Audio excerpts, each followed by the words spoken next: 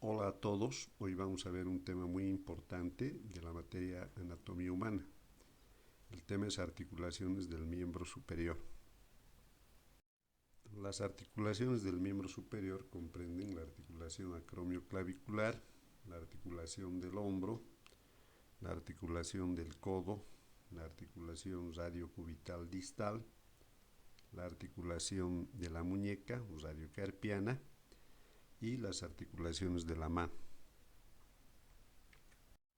Veamos ahora la articulación de la clavícula con la escápula. La clavícula y la escápula se encuentran unidas por la articulación acromioclavicular y por el ligamento córacoclavicular. La articulación acromioclavicular va a unir el acromión con el extremo acromial de la clavícula. Esta articulación acromioclavicular va a ser una articulación plana, también conocida como artrodia. Vamos a empezar entonces analizando las superficies articulares. Podemos decir que la superficie acromial se va a encontrar a nivel del borde medial del acromión, mientras que la superficie clavicular se va a encontrar en el extremo acromial de la clavícula. Las superficies articulares van a ser planas, elípticas y alargadas de anterior a posterior. La superficie que corresponde al acromión, la superficie acromial, va a estar tallada en bisel a expensas de la cara superior, mientras que sucede a la inversa en el extremo acromial de la clavícula. Veamos ahora los medios de unión de la articulación acromioclavicular.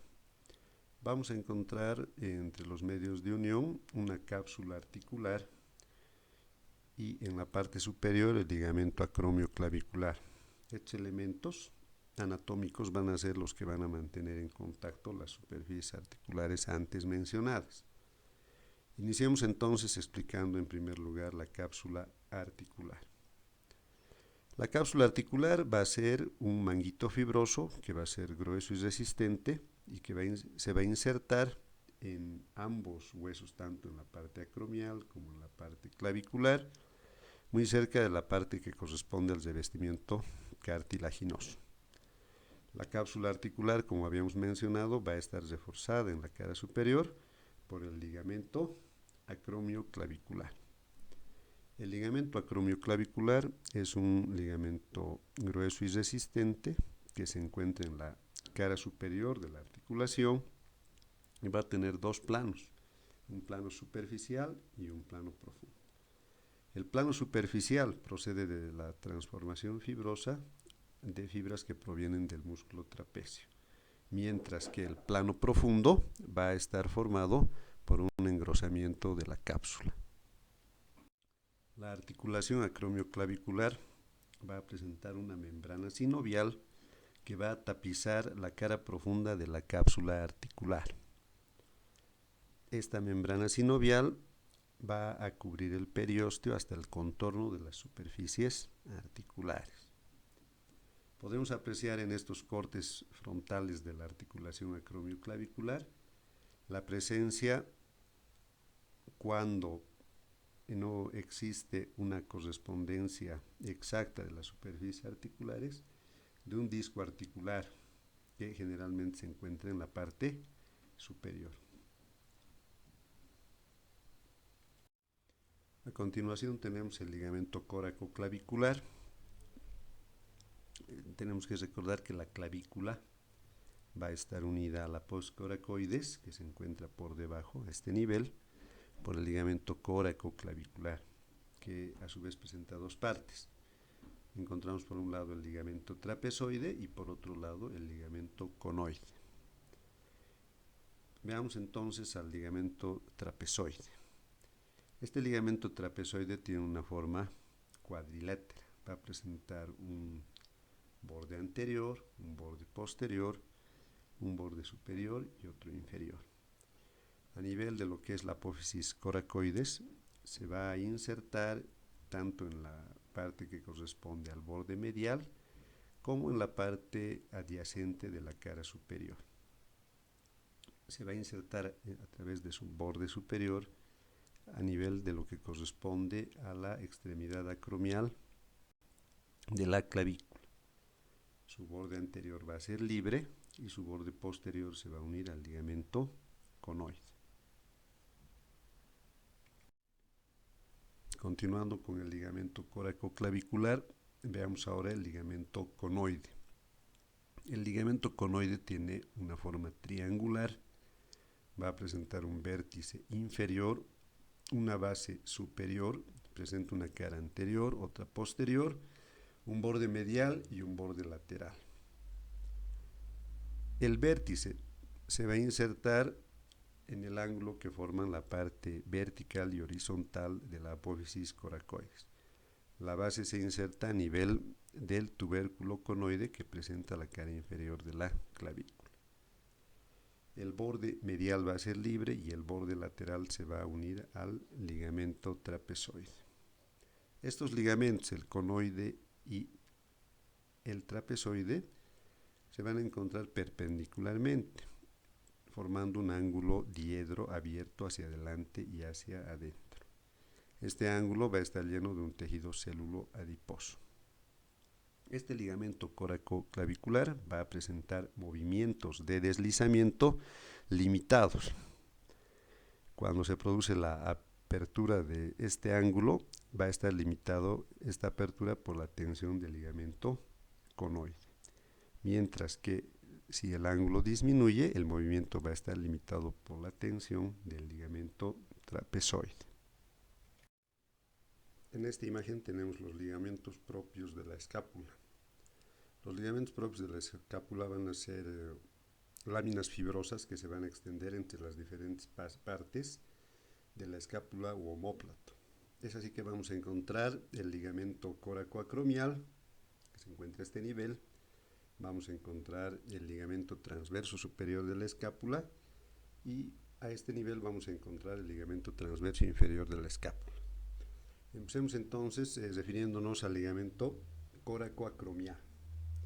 El ligamento coracoacromial va a ser una lámina fibrosa y triangular que va a tener su vértice a este nivel, a nivel del vértice del acromión, mientras que por su base se va a insertar en el borde lateral de la apófisis coracoides. Los fascículos anteriores y posteriores de este ligamento coracoacromial son más gruesos y van a estar en relación por su cara superior con la cara profunda del deltoides, mientras que su cara inferior va a estar en relación con la articulación del hombro y los músculos periarticulares, de los cuales se va a encontrar separado por una bolsa sinovial denominada bolsa subacromial o subdeltoidea. Su borde anterior va a tener relación con la cara profunda del deltoides, mientras que su borde posterior va a estar en relación con la fascia del músculo supraespinoso. En conjunto, el ligamento coracoacromial, la apófisis coracoides y el acromión van a constituir una bóveda osteofibrosa, también denominada fornix del hombro. Luego tenemos el ligamento transverso superior de la escápula. Esta va a ser una lámina fibrosa que se va a extender de un extremo a otro de la escotadura de la escápula, la cual se va a transformar por este ligamento en un agujero osteofibroso por el cual va a pasar el nervio supraescapular. Finalmente tenemos a este nivel el ligamento transverso inferior de la escápula, que va a ser una lámina fibrosa delgada que se va a extender desde la parte que corresponde al borde lateral de la espina de la escápula y va a terminar por otro lado en el reborde posterior de la cavidad glenoidea. Va a formar un puente debajo del cual van a pasar los vasos supraescapulares junto con los nervios supraescapulares que van a pasar de la fosa supraespinosa hacia la fosa infraespinosa. En esta imagen podemos apreciar mucho mejor los ligamentos propios de la escápula. Tenemos aquí el ligamento transverso superior de la escápula que se extiende de un extremo a otro de la escotadura de la escápula. Y acá podemos apreciar el ligamento transverso inferior de la escápula que se extiende desde el borde lateral de la espina de la escápula hacia el reborde de la cavidad glenoidea. Ahora vamos a realizar la sistematización de la articulación del hombro. La articulación del hombro es una articulación también denominada articulación escapulohumeral o glenohumeral. Esta articulación es una articulación sinovial del tipo de las enartrosis o articulaciones esferoidales. Al ser una articulación sinovial, vamos a proceder al estudio de las superficies articulares, de los medios de unión, la cápsula, los ligamentos. Además, tiene la característica de contar con un manguito rotador que está formado por los ligamentos activos de la articulación o músculos periarticulares. Y luego nos vamos a referir a la membrana sinovial y a la anatomía funcional. La articulación escapulohumeral o del hombro va a presentar las siguientes superficies articulares. Tenemos en primer lugar la cabeza del húmero que estamos viendo en la imagen y por otro lado la cavidad glenoidea de la escápula. Empecemos entonces con la cabeza del húmero. La cabeza del húmero va a representar la tercera parte de una esfera de unos 30 milímetros de radio aproximadamente. Esta cabeza del húmero va a ser más extensa en sentido vertical que antero-posterior y está revestido por una capa de cartílago.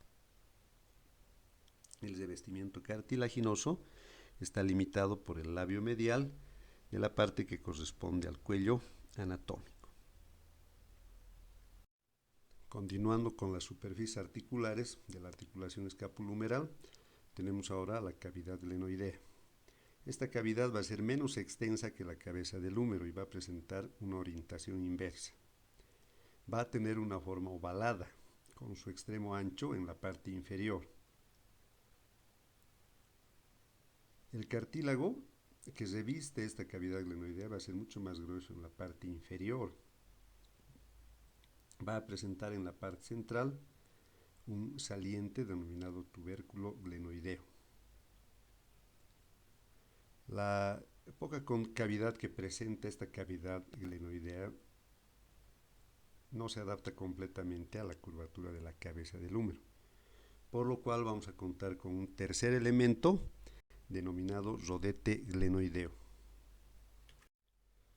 El rodete glenoideo que podemos apreciar en la imagen es un anillo fibrocartilaginoso que se va a aplicar al contorno de la cavidad glenoidea, como podemos apreciar. Y de esta forma va a lograr aumentar la profundidad de la cavidad glenoidea. Vamos a ver que este anillo fibrocartilaginoso va a presentar tres caras, una cara periférica, otra articular y otra adherente.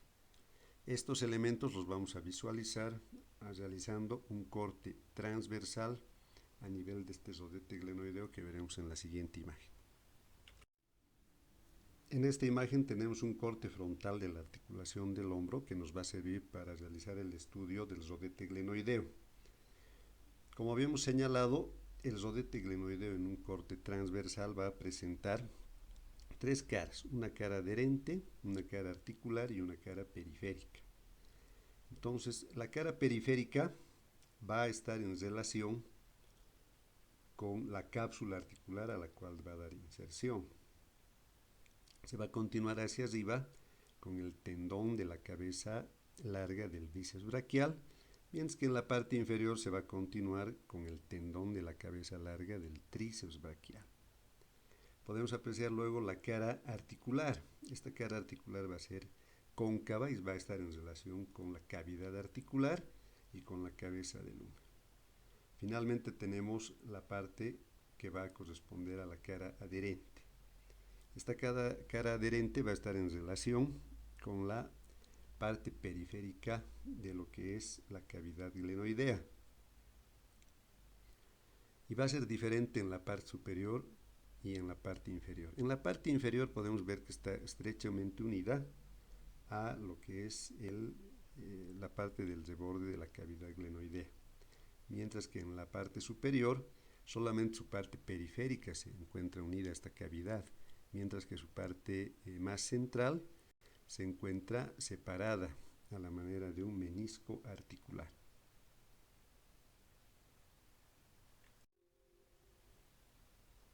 Veamos ahora los medios de unión de la articulación escápulo-humeral.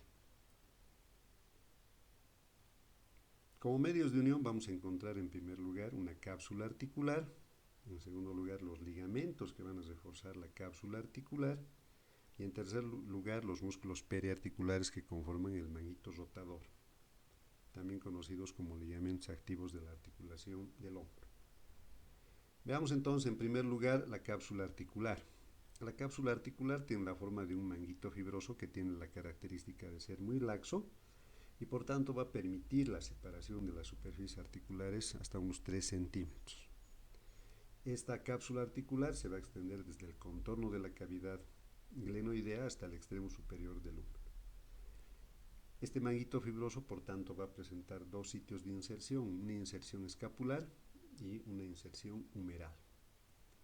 La inserción escapular se va a realizar sobre la cara periférica del rodete glenoideo y se va a extender hasta la parte ósea del reborde de la cavidad glenoidea. Va a tener continuidad hacia arriba con el tendón de la cabeza larga del bíceps braquial y hacia abajo con el tendón de la cabeza larga del tríceps braquial. La inserción humeral de la cápsula articular va a ser diferente en la mitad superior que en la mitad inferior de esta inserción humeral. En la mitad superior, la inserción se va a encontrar cerca de la superficie articular a nivel del cuello anatómico, mientras que se va a separar progresivamente en la parte inferior hasta encontrarse 1 centímetro aproximadamente de dicha superficie articular. En este corte frontal de la articulación del hombro podemos ver la disposición de la cápsula en la parte superior e inferior. En la parte inferior, la inserción capsular va a presentar fibras superficiales que se van a fijar directamente en la parte correspondiente del húmero, como podemos apreciar en la imagen.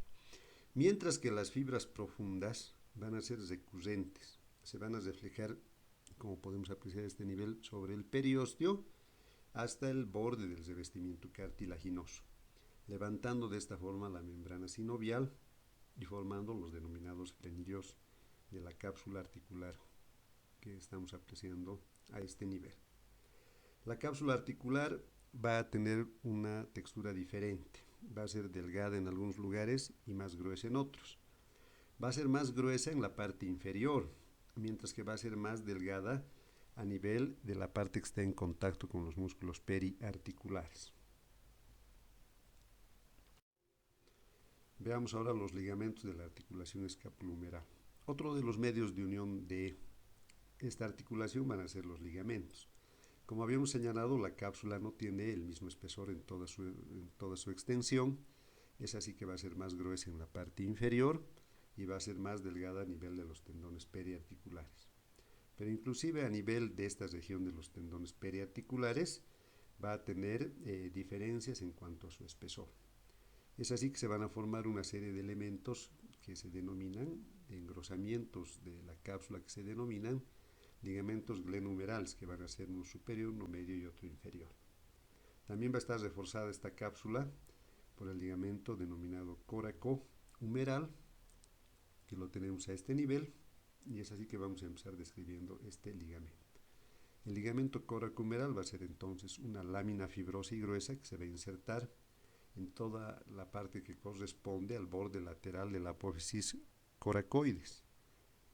Se va a encontrar por debajo del ligamento coracoacromial que no podemos apreciar en esta imagen. Vamos a ver que este ligamento coracohumeral desde su origen se va a dirigir hacia afuera y se va a dividir en dos láminas en la parte lateral, que se van a dirigir una hacia el tubérculo mayor y otra al tubérculo menor del húmero. Vamos a ver que el fascículo que se dirige hacia el tubérculo mayor se va a unir con lo que es el tendón del músculo supraespinoso, mientras que el fascículo que se dirige al tubérculo menor se va a unir al ligamento glenohumeral superior, como podemos apreciar en esta imagen. Podemos apreciar a este nivel la presencia de unas fibras transversales que se van a extender entre las fibras de los fascículos que se insertan a nivel del tubérculo mayor y menor del ligamento córaco-humeral. Es así que estas fibras se van a extender inclusive a la parte superior de los labios de la corredera bicipital o canal intertubercular, y estas fibras van a recibir el nombre de ligamento humeral transverso, también conocido como ligamento de Brody. Podemos apreciar a este nivel el tendón de la cabeza larga del bíceps braquial, que se encuentra en esta corredera que se va a convertir en una corredera osteofibrosa. También podemos apreciar los engrosamientos de la cápsula articular. Es así que nos vamos a encontrar con los denominados ligamentos glenumerales. Tenemos a este nivel el ligamento glenumeral superior, el ligamento glenumeral medio y el ligamento glenumeral inferior. Estos ligamentos se van a originar desde la cara periférica del rodete glenoideo y la parte adyacente de la escápula, y se van a dirigir lateralmente. El superior se va a encontrar en relación con el fascículo que se inserta en el tubérculo menor, que corresponde al ligamento coracohumeral. El ligamento glenumeral medio se va a extender y se va a insertar lateralmente por debajo del tubérculo menor, y el ligamento glenumeral inferior se va a dirigir lateralmente hacia la parte inferior de la superficie articular humeral. Tenemos una vista posterior de la articulación escapulohumeral, en la cual se ha resecado la parte posterior de la cápsula y también se ha resecado parte de lo que es la cabeza humeral. Esto nos permite ver en la parte anterior la parte que corresponde a la cabeza larga del bíceps braquial, y podemos observar entre el ligamento glenohumeral superior y el ligamento glenohumeral medio la presencia del ligamento del denominado foramen oval de Weisbrech. Este foramen oval de Weisbrech en realidad tiene una forma triangular, como podemos apreciar en la imagen, y va a ser un elemento importante porque va a poner en comunicación la cavidad articular con la bolsa del subescapular. Otro medio de unión importante de la articulación escapulohumeral van a ser los músculos y tendones periarticulares, que por un lado van a ser conocidos como ligamentos activos de la articulación, donde podemos encontrar los músculos que van a formar parte del manguito rotador. Podemos encontrar hacia adelante el subescapular, hacia atrás el supraespinoso, el infraespinoso y el redondo menor. Vamos a ver que estos músculos van a estar en contacto directo con lo que es la cápsula articular, van a estar adheridos a la cápsula, y a ese nivel esta cápsula se va a adelgazar, llegando inclusive a desaparecer en la parte que corresponde a la bolsa del sinovial del músculo subescapular, formando lo que se conoce como foramen oval de Weisbrech, que describimos anteriormente. Entonces, tienen mucha importancia porque estos tendones periarticulares van a contribuir a estabilizar la articulación del hombro, dado que, como hemos visto, esta cápsula de la articulación del hombro es muy laxa. Entonces, estos elementos son muy importantes en la estabilización de la articulación del hombro.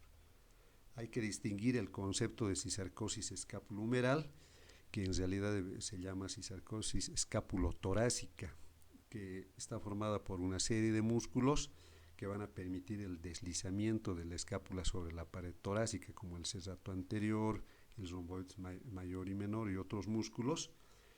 Esta cisarcosis escapulohumeral va a permitir un mayor desplazamiento de la articulación del hombro, constituyéndola en una de las articulaciones con mayor movilidad y amplitud del cuerpo humano. Entonces, es importante destacar la funcionalidad de estos tendones periarticulares. Ahora nos vamos a referir a la membrana sinovial de la articulación escapulohumeral. La articulación presenta una membrana sinovial que va a revestir la cara profunda de la cápsula articular hasta la región cercana a la inserción ósea, donde se va a reflejar hasta el límite del revestimiento cartilaginoso. Como habíamos señalado anteriormente, cuando se refleja sobre el húmero, la membrana sinovial es levantada en la parte inferior por las denominadas fibras recurrentes y va formando unos pliegues denominados frenillos de la cápsula articular.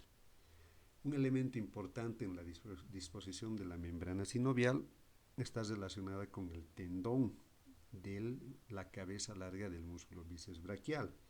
Este tendón se va a introducir en la cavidad articular y va a presentar tres disposiciones. Puede encontrarse totalmente envuelto por la membrana sinovial, unida por un meso a lo que es la membrana sinovial, o este tendón de la cabeza larga del bíceps puede estar recubierta por la membrana sinovial solamente en su cara inferior.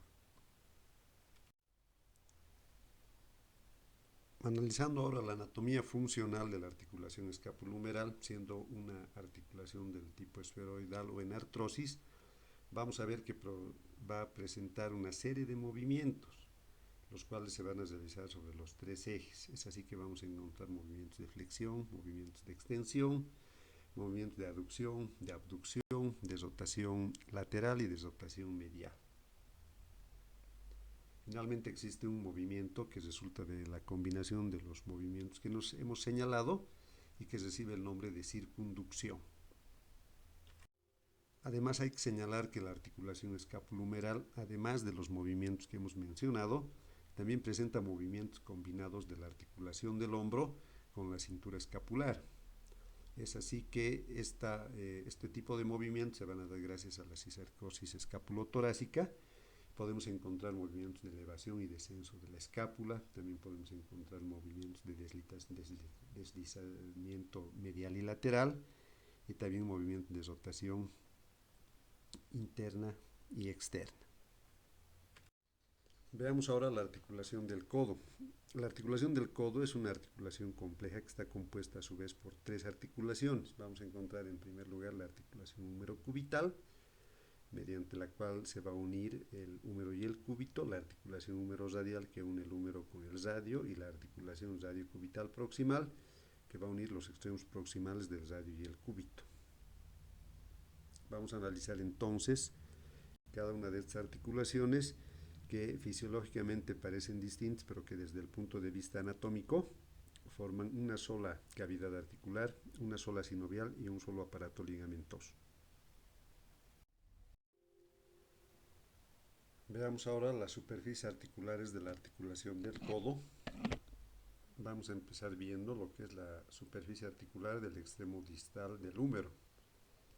Vamos a ver que está constituida por la tróclea humeral, que se encuentra a este nivel. Vamos a encontrar que lateralmente se va a encontrar el capítulo, y entre esta estructura se va a encontrar el surco capítulo troclear. Estas superficies articulares van a estar revestidas de cartílago. Vamos a ver que la tróclea del húmero va a ser más ancha posterior que anteriormente, y va a presentar dos vertientes y una garganta. La vertiente medial va a ser más larga y prolongada que la vertiente lateral. Vamos a ver también que se va a encontrar por arriba de la tróclea humeral, en la parte anterior, la fosa coronoidea, y en la parte posterior la fosa olecraneana. El capítulo del húmero va a ser un segmento de esfera que va a estar en relación con la parte correspondiente del radio. Vamos a ver que por delante y por encima se va a encontrar la denominada fosa radial. El surco capítulo troclear se va a encontrar entre la tróclea y el capítulo y va a presentar dos vertientes. A este nivel vamos a encontrar, al nivel de lo que corresponde a la vertiente lateral y medial, vamos a encontrar la denominada zona conoide. Veamos ahora las superficies articulares del extremo proximal de los huesos del antebrazo. Vamos a encontrar en la parte que corresponde al cúbito dos superficies articulares. Por un lado la escotadura troclear y por otro lado la escotadura radial del cúbito. La escotadura troclear del cúbito va a presentar un segmento horizontal y un segmento vertical, que van a estar separados por un surco. Vamos a ver que estos dos segmentos a su vez van a estar divididos en una parte medial y otra parte lateral, que van a estar separados por una cresta. El segmento medial es mucho más ancho que el lateral.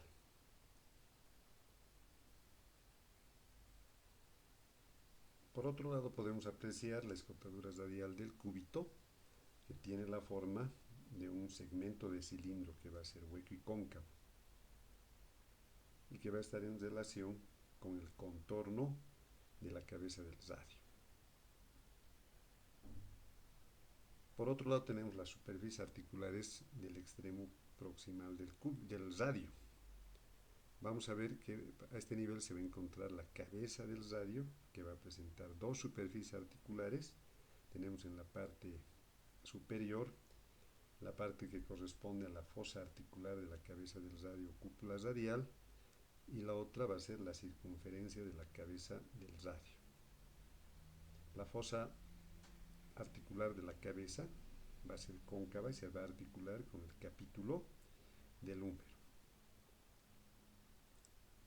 Por su parte, la circunferencia articular de la cabeza del radio va a tener una altura aproximada de unos 8 milímetros y va a ser más alta medial que lateralmente. Esta circunferencia de la cabeza del radio se va a encontrar en relación con un cilindro osteofibroso que va a estar formado por la escotadura radial del cúbito y por otro lado por el ligamento anular del radio que veremos a continuación. Otro elemento importante que forma parte y es considerado como una de las superficies articulares pese a ser un ligamento es el ligamento anular del radio, que va a ser una lámina fibrosa que podemos apreciar en la imagen, que tiene 1 centímetro de altura y que se va a extender de un extremo al otro de la escotadura radial y va a rodear la parte correspondiente a la circunferencia de la cabeza del cúbito. Este ligamento anular del radio va a presentar dos caras, una cara profunda y una cara superficial. La cara profunda va a ser articular y va a estar en relación con la circunferencia o contorno de la cabeza del radio y va a tener la característica de que va a estar revestido de cartílago, de ahí que se la considere como una superficie articular. La cara externa o superficial, también llamada periférica, va a estar reforzada por el ligamento colateral radial de la articulación del codo. Hacia arriba y hacia abajo este ligamento anular se va a continuar con la cápsula articular.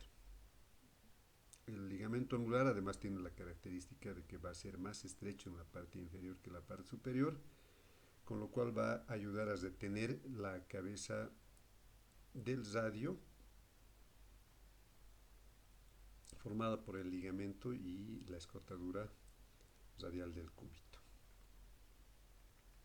Ahora vamos a ver los medios de unión de la articulación del codo. Vamos a encontrar por un lado la cápsula articular y por otro lado los ligamentos que refuerzan la cápsula. La cápsula articular se va a extender desde el húmero a los huesos del antebrazo, a su extremidad proximal, y es así que vamos a encontrar una línea de inserción humeral y una línea de inserción antebraquial. En la línea de inserción humeral podemos ver en la parte anterior que va a seguir esta línea el borde superior de las fosas coronoidea y radial, 1 centímetro por arriba de la superficie articular. Continuando con la inserción humeral de la cápsula en la cara posterior, vamos a ver que es una línea muy irregular y vamos a ver que inicia a nivel del capítulo en la parte posterior, luego va a situarse en la parte que corresponde al surco capítulo troclear, va a pasar la parte media de la fosa olecraneana, luego se va a situar en la parte que corresponde al surco que separa la parte medial de la troclea del epicóndilo medial. Tenemos en esta imagen la inserción antebraquial de la cápsula de la articulación del codo.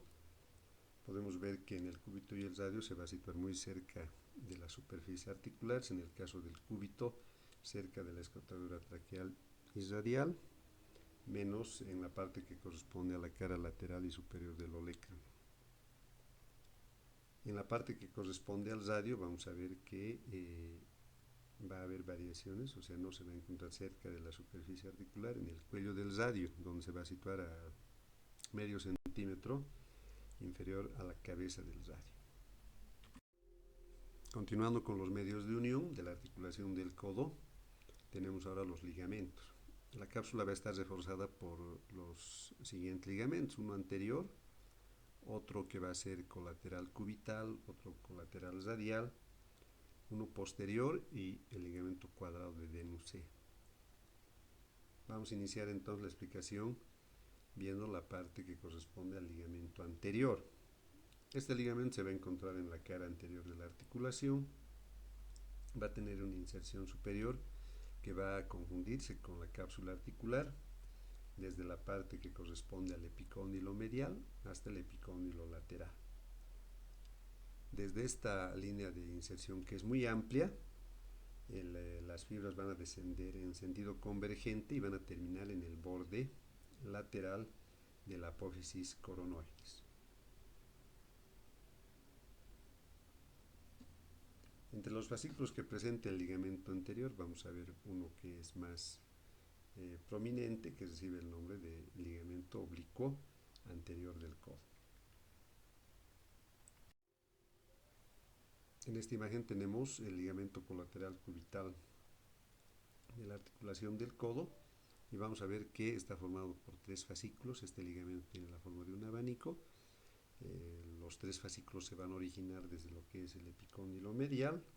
El anterior se va a dirigir a la cara anterior de la apófisis coronoides, el fascículo medio a la cara medial donde se encuentra el tubérculo coronoideo en esta apófisis coronoides, y el fascículo posterior, también llamado de Bardinet, se va a terminar insertando en el borde anterior de la cara medial del olecrano.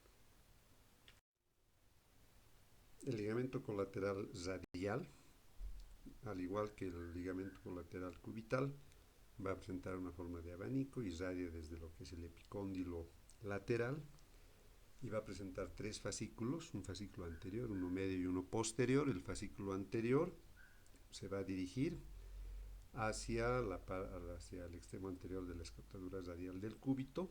El fascículo medio se va a dirigir hacia la parte posterior de la escotadura radial del cúbito, mientras que el fascículo posterior va a terminar insertándose en el borde anterior de la cara lateral del olecrano.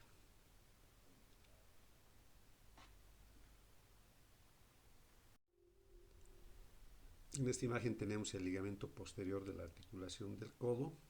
Este ligamento posterior está poco desarrollado y va a estar constituido por una serie de fascículos. Así que vamos a encontrar los fascículos húmero-olecranianos oblicuos, que se van a extender desde el reborde de la fosa olecraniana hacia el vértice del olecrano. Vamos a encontrar otros fascículos transversales que reciben el nombre de fascículos húmero-humerales, y vamos a encontrar otros fascículos verticales que reciben el nombre de fascículos húmero-olecranianos verticales. En esta imagen podemos apreciar el ligamento cuadrado de la articulación del codo. Este ligamento cuadrado va a ser un engrosamiento de la parte de la cápsula que se encuentra por debajo de la articulación radiocubital proximal. Se va a extender desde el borde inferior de la escotadura radial del cúbito hasta la parte medial del cuello del radio. Va a presentar diferentes tipos de fibras. Va a presentar fibras radiocubitales, fibras transversales o anulares y fibras propias del ligamento anular que no presentan una inserción cubital. Este ligamento también recibe el nombre de ligamento cuadrado de Denus C y va a tener por función mantener la cabeza del radio dentro de la articulación radiocubital proximal y también va a limitar la rotación del radio durante la pronación y supinación del antebrazo. Este ligamento fue descrito por el cirujano francés Jean-Léon Denisset.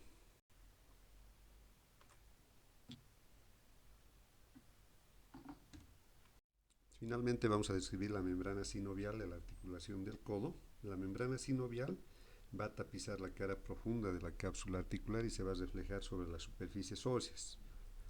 Es así que va a presentar unos recesos que van a ser hacia adelante.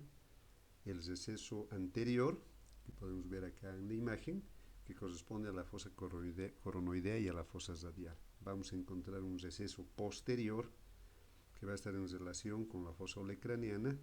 Vamos a encontrar también un receso inferior o anular que se va a encontrar rodeando la parte cercana del cuello del radio, y también vamos a encontrar algunos pliegues o franjas sinoviales que son elementos que van a llenar los espacios vacíos que se producen en los movimientos de la articulación.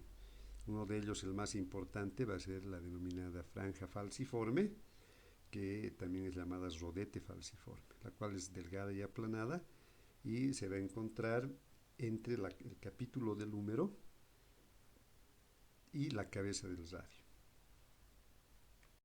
En cuanto a la anatomía funcional de la articulación del codo, podemos decir que la articulación del codo va a realizar movimientos de flexión y extensión a nivel de la articulación húmero-cúbito radial, y también va a realizar movimientos de pronación y supinación a nivel de la articulación húmero radial y de la articulación radiocubital proximal y distal. En cuanto al movimiento de flexión y extensión, podemos ver que no necesariamente la parte antebraquial tiene una relación directa con la parte humeral, sino que puede situarse medial o lateralmente, como podemos ver en estas imágenes. A continuación vamos a realizar la descripción de la articulación radiocubital distal. Tenemos en esta imagen la articulación radiocubital distal. Esta articulación radiocubital distal va a ser una articulación trocoide y va a unir la parte que corresponde a la cabeza del cúbito con la escotadura cubital del radio. Vamos a encontrar entonces como superficies articulares la cabeza del cúbito, que tiene una parte que va a ser circunferencial, que es vertical, y otra parte que es inferior. Vamos a ver entonces estos dos elementos van a estar en relación, la parte de la circunferencia articular con la escotadura cubital del radio, mientras que la carilla inferior va a estar en relación con el disco articular. Por otro lado tenemos la escotadura cubital del radio. Esta escotadura se va a encontrar en la cara medial del extremo inferior del radio y va a presentar la forma de un segmento de cilindro hueco y vertical. Finalmente tenemos el disco articular, que es la tercera superficie articular, también llamado de ligamento triangular, que va a ser una lámina fibrocartilaginosa que se va a encontrar en posición horizontal y se va a situar entre la parte que corresponde a la cabeza del cúbito y el carpo. Se va a unir por su vértice a la escotadura que separa la fosa estiloides de la cabeza del cúbito. Por su base se va a fijar en el borde inferior de la escotadura cubital del radio. Las dos caras del disco articular son cóncavas y son articulares y van a estar revestidas de cartílago. Luego hay que mencionar como medios de unión de esta articulación, en primer lugar el disco articular y en segundo lugar la cápsula articular y los ligamentos que la refuerzan. El disco articular que ya hemos descrito no solamente va a ser una superficie articular, sino también va a ser un medio de unión. Va a ser el principal medio de unión de la extremidad inferior de los huesos del antebrazo. La cápsula articular, que en esta imagen ha sido abierta, va a ser delgada y laxa y va a estar relacionada con los movimientos de pronación y supinación. En cuanto a la membrana sinovial, vamos a ver que esta membrana sinovial va a tapizar la cara profunda de la cápsula articular y en la parte superior va a dar origen a un receso debido a la laxitud de la cápsula a este nivel. También hay que señalar que en la parte anterior y posterior de la cápsula van a existir los ligamentos radiocubital anterior y radiocubital posterior. En cuanto a la anatomía funcional de la articulación radiocubital distal, podemos señalar que los movimientos que se producen a nivel de esta articulación van a ser de pronación y supinación. Es así que vamos a encontrar el movimiento de pronación, que es el movimiento por el cual se va a producir una rotación por la cual el pulgar se dirige medialmente y la palma de la mano posteriormente. La supinación es el movimiento inverso, por el cual el pulgar se desplaza lateralmente y la palma de la mano hacia adelante. Continuamos con la membrana interósea. Otro elemento importante que vamos a describir es la membrana interósea. Esta membrana se va a fijar en el borde interóseo tanto del cúbito como del radio y va a tener un doble origen. Va a tener por una parte fibras que van a ser propias, originalmente la membrana es delgada, pero sus dos tercios superiores va a estar engrosada por fibras extrínsecas que proceden de la transformación fibrosa de fibras de los músculos que se encuentran en la parte anterior y posterior de la membrana. Es así que en la parte anterior de la membrana vamos a ver que está engrosada por fibras que proceden del flexor profundo de los dedos. Mientras que en la cara posterior vamos a ver que va a presentar un repliegue llamado ligamento oblicuo radiocubital, el cual va a proceder de fibras de los fascículos más profundos del músculo abductor largo del pulgar. También vamos a encontrar en la parte anterior, en la parte más superior, una cinta fibrosa que recibe el nombre de cuerda oblicua o ligamento de Weisbrech, el cual se va a insertar, se va a extender desde la parte inferolateral de la apófisis coronoides y va a terminar por debajo de la tuberosidad del radio. Tenemos ahora la articulación radiocarpiana. En esta imagen tenemos la articulación radiocarpiana. Esta articulación va a ser una articulación de tipo elipsoidal y se va a denominar radiocarpiana porque solamente va a intervenir entre las superficies articulares el radio, mientras que el cúbito está separado del cóndilo carpiano por el disco articular. Dentro de las superficies articulares vamos a encontrar en la parte del antebrazo la cavidad, la denominada cavidad glenoidea, la cual va a estar formada por un lado por la parte que corresponde a la cara inferior de la extremidad distal del radio y por otro lado por la cara inferior del disco articular. En cuanto a la parte que corresponde al cóndilo carpiano, vamos a ver que va a estar formada por la cara superior de los huesos escafoides, semilunar y piramidal. Estos elementos van a estar completados por unos ligamentos que se encuentran entre cada uno de estos huesos, que reciben el nombre de ligamentos interóseos. Estos ligamentos interóseos van a estar revestidos a este nivel por cartílago. El cóndilo carpiano va a ser más extenso en la parte posterior que en la parte anterior. Dentro de los medios de unión de la articulación radiocarpiana vamos a encontrar una cápsula articular y los ligamentos que van a reforzar a la cápsula. En la parte que se refiere a la cápsula articular podemos señalar que esta cápsula va a tener inserciones superiores e inferiores en relación con el contorno de las superficies articulares y también con el borde anterior y posterior del disco articular.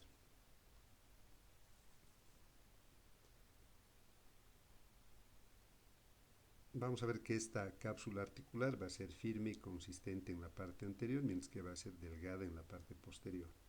Dentro de los ligamentos que encontramos en esta articulación y que son refuerzo de la cápsula, vamos a ver que se dividen en anterior, posterior, medial y lateral. El ligamento anterior va a tener dos planos, un ligamento propiamente dicho, que va a ser un engrosamiento de la cápsula, y vamos a encontrar también un plano fibroso precapsular. Podemos ver en la imagen el plano que corresponde al denominado ligamento capsular. Vamos a ver que está formado por dos fascículos, un fascículo radiocarpiano palmar, que se encuentra a este nivel, y también vamos a encontrar otro ligamento que recibe el nombre de ligamento cúbito-carpiano palmar. En esta imagen tenemos el ligamento posterior que recibe el nombre de ligamento radiocarpiano dorsal. Este se va a extender desde la parte posterior de la superficie articular de la cara inferior del radio hacia el hueso piramidal. Luego vamos a encontrar el ligamento lateral y el ligamento medial. El ligamento lateral también recibe el nombre de ligamento colateral radial del carpo, el cual se va a extender desde el vértice de la apófisis estiloides del radio y va a terminar en la cara lateral del escafoides. Mientras que el ligamento medial, también denominado ligamento colateral cubital del carpo, se va a extender desde el vértice de la apófisis estiloides del cúbito y va a terminar hacia abajo en el piramidal y en el pisiforme. Con relación a la membrana sinovial, podemos señalar que esta membrana sinovial se va a extender en el contorno de la superficie articular antebraquial hacia la superficie carpiana y va a recubrir la cara profunda de la cápsula articular. Va a emitir prolongaciones, una de las cuales va a ser la prolongación preestiloidea y que va a estar en relación con el ligamento colateral cubital del carpo. Respecto a la anatomía funcional de la articulación radiocarpiana, podemos señalar que esta articulación va a producir movimientos de la mano sobre el antebrazo y estos movimientos van a ser de flexión, extensión, lateralidad, circunducción y rotación. En las articulaciones de la mano vamos a ver las articulaciones del carpo, del metacarpo y de las falanges. Ahora vamos a ver las articulaciones de la mano. Dentro de las articulaciones de la mano tenemos que estudiar en primer lugar las articulaciones de la primera fila, de la segunda fila y la articulación mediocarpiana. Además va a existir la articulación del pisiforme. En esta imagen entonces podemos apreciar el carpo que se encuentra a este nivel y vamos a ver en primer lugar las articulaciones de la primera fila del carpo, que van a estar constituidas por dos articulaciones que unen el escafoides, el semilunar y el piramidal. Estas articulaciones van a ser planas, las superficies articulares van a estar revestidas de cartílago y van a encontrarse en sentido sagital.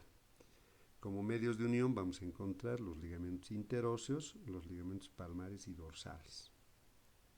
La membrana sinovial va a ser una extensión de la membrana sinovial de la articulación mediocarpiana. También podemos encontrar la articulación del pisiforme, que va a ser de tipo elipsoidal, en el cual la superficie articular del pisiforme va a ser cóncava, mientras que del piramidal que se encuentra por detrás va a ser convexa. Como medios de unión va a existir una cápsula y también van a existir los ligamentos. Vamos a encontrar un ligamento superior que se va a encontrar a este nivel y que va a estar formado por el fascículo de inserción en el pisiforme del ligamento colateral cubital del carpo, de la articulación radiocarpiana. Luego nos vamos a encontrar con el ligamento pisiganchoso, que se encuentra a este nivel, que se va a extender desde el pisiforme hasta el gancho del hueso ganchoso. Nos encontramos luego con el ligamento pisimetacarpiano, que se extiende desde el pisiforme hasta el extremo superior del quinto metacarpiano. La membrana sinovial va a ser laxa y va a comunicar con la membrana sinovial de la articulación radiocarpiana. Luego nos encontramos con las articulaciones de la segunda fila.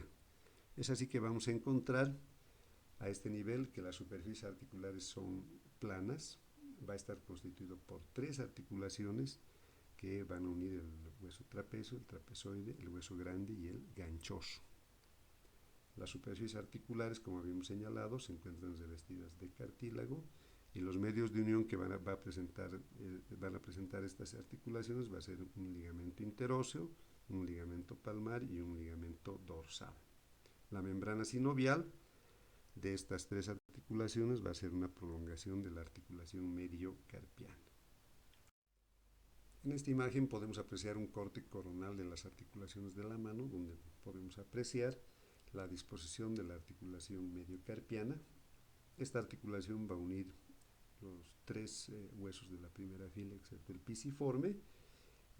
Vamos a encontrar la parte que corresponde al escafoides, al semilunar y al piramidal, y en la segunda fila encontramos a los cuatro huesos de esta segunda fila. Esta articulación va a ser una doble elipsoidea.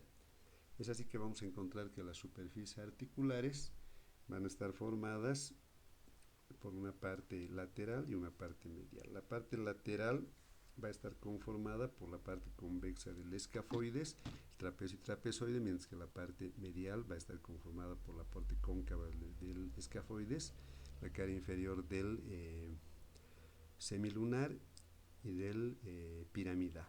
Mientras que en la parte inferior, en la segunda fila, vamos a encontrar que se encuentra el hueso grande, también se va a encontrar el hueso ganchoso. Dentro de los medios de unión de la articulación mediocarpiana, vamos a encontrar una cápsula articular y ligamentos. La cápsula articular se va a extender en el contorno de las superficies articulares, va a ser laxa y delgada. Van a existir una serie de ligamentos que se dividen en palmar, dorsal, lateral y medial. El ligamento palmar va a irradiar desde el hueso grande hacia el escafoides y piramidal en la parte superior y hacia el trapezoide y el hueso ganchoso en la parte inferior, constituyendo el ligamento radiado del carpo. El ligamento dorsal de la articulación mediocarpiana va a estar constituido por el denominado ligamento pirámido-trapezo-trapezoide, que se extiende desde el hueso piramidal hasta el trapecio y trapezoide. También vamos a encontrar un ligamento colateral lateral y un ligamento colateral medial. El ligamento colateral lateral se extiende desde el tubérculo del escafoides hasta la cara lateral del trapecio, y el ligamento colateral medial se va a extender desde la parte que corresponde al piramidal hacia el gancho del hueso ganchoso. La membrana sinovial mediocarpiana va a recubrir la cara profunda de la cápsula y va a emitir prolongaciones superior e inferiormente hacia las articulaciones de la primera y de la segunda fila. Respecto a la anatomía funcional, los movimientos de las articulaciones de la mano van a estar relacionados con movimientos de flexión y extensión, movimientos de aducción y abducción. También van a existir movimientos de circunducción y de rotación. Veamos ahora las articulaciones carpo-metacarpianas. Los huesos metacarpianos se van a unir a los huesos de la segunda fila del carpo por medio de dos tipos de articulaciones. En primer lugar tenemos la articulación del primer metacarpiano con el trapecio y la articulación que es común a los cuatro últimos metacarpianos. Las superficies articulares. Si vemos la superficie articular de la articulación carpo-metacarpiana del pulgar, vamos a ver que es una articulación en silla de montar, en el cual las superficies articulares van a ser cóncavas en un sentido y convexas en otro. En cambio, con relación a las superficies articulares de las cuatro últimas articulaciones carpo-metacarpianas, vamos a ver que estas superficies articulares van a tener una interlínea articular que va a ser muy irregular. Es así que vamos a ver que en la parte que corresponde al segundo metacarpiano, este se va a articular con el trapecio, el trapezoide y el hueso grande. En el caso del tercer metacarpiano, vamos a ver que se articula con el hueso grande, y en el caso del cuarto y quinto, vamos a ver que se articulan con el hueso ganchoso. En cuanto a los medios de unión de las articulaciones carpo-metacarpianas, vamos a ver que en el caso de la articulación carpo-metacarpiana del pulgar, vamos a encontrar una cápsula articular que es muy laxa y que se inserta en el contorno de las superficies articulares. Vamos a encontrar una serie de ligamentos, entre los cuales destaca un ligamento dorsomedial. La membrana sinovial va a ser amplia y laxa, al igual que la cápsula. Esta articulación va a producir movimientos de flexión, extensión, abducción, aducción y circunducción. Con relación a los medios de unión de las articulaciones de los cuatro últimos metacarpianos, podemos señalar que va a existir en estos cuatro últimos metacarpianos una delgada cápsula articular que va a estar reforzada por ligamentos carpo-metacarpianos palmares, dorsales e interóseos.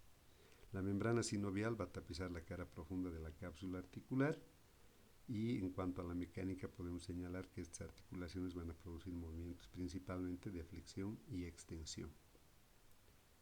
También tenemos que señalar que existen articulaciones intermetacarpianas. Estas articulaciones intermetacarpianas van a articular a los cuatro últimos metacarpianos por sus bases. Son articulaciones planas y las superficies articulares van a estar revestidas de cartílago, van a presentar como medios de unión una cápsula y también ligamentos que van a reforzar a la cápsula. Es así que vamos a encontrar ligamentos metacarpianos que por su situación se dividen en ligamentos palmares y dorsales. La membrana sinovial de estas articulaciones va a ser una prolongación de la membrana sinovial carpo-metacarpiana. Veamos ahora las articulaciones metacarpofalángicas de los cuatro últimos dedos. Estas articulaciones son esferoideas y van a presentar superficies articulares. Por un lado encontramos a la cabeza del metacarpiano y por otro lado la cavidad glenoidea de la base de la falange proximal. Esta cavidad glenoidea va a tener una superficie mucho menor que la cabeza del metacarpiano, por lo cual, como podemos apreciar en este corte sagital de la articulación, vamos a ver que hacia la parte anterior va a presentar un ligamento denominado ligamento palmar, el cual está revestido de cartílago y amplía la superficie de la articular de la cavidad glenoidea. Como en medios de unión de esta articulación metacarpofalángica vamos a encontrar una cápsula articular, la cual va a ser delgada y laxa, y vamos a encontrar una serie de ligamentos, entre los cuales encontramos los ligamentos colaterales, los cuales van a ser dos fascículos gruesos y resistentes que se van a encontrar en la cara lateral y medial de la articulación. Van a presentar estos ligamentos colaterales dos fascículos.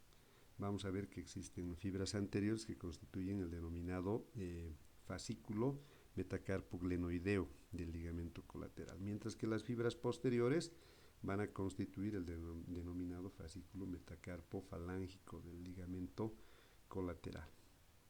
En cuanto a la membrana sinovial, va a tapizar la cara profunda de la cápsula articular. Con relación a la articulación metacarpofalángica del pulgar, vamos a ver que tiene algunas características particulares. La cabeza del primer metacarpiano es más ancha anterior que posteriormente. En segundo lugar, vamos a ver que presenta un ligamento palmar que tiene en su espesor dos huesos sesamoideos, uno lateral, el escafoides de Gillet, y otro medial, el pisiforme de Gillet. Finalmente hay que señalar que las fibras anteriores de sus ligamentos colaterales van a terminar en gran parte en los huesos sesamoideos. En cuanto a la mecánica de estas articulaciones, podemos señalar que van a realizar movimientos de flexión, extensión, lateralidad, circunducción y rotación. Para concluir, vamos a ver las articulaciones interfalángicas. Estas articulaciones van a ser del tipo ginglivo y van a existir dos articulaciones interfalángicas en cada dedo, excepto el dedo pulgar, que solo tiene una. Las superficies articulares, por un lado, vamos a encontrar la cabeza de la falange y por otro lado vamos a encontrar la base de la falange que se encuentra inferiormente a la interlínea articular. Podemos apreciar aquí ambas superficies articulares. También podemos señalar que va a existir un ligamento palmar que va a encontrarse en la parte que corresponde a la superficie articular inferior, que es menos extensa que la superficie articular superior, y de esa forma va a agrandar la superficie articular de forma similar a las articulaciones metacarpofalángicas.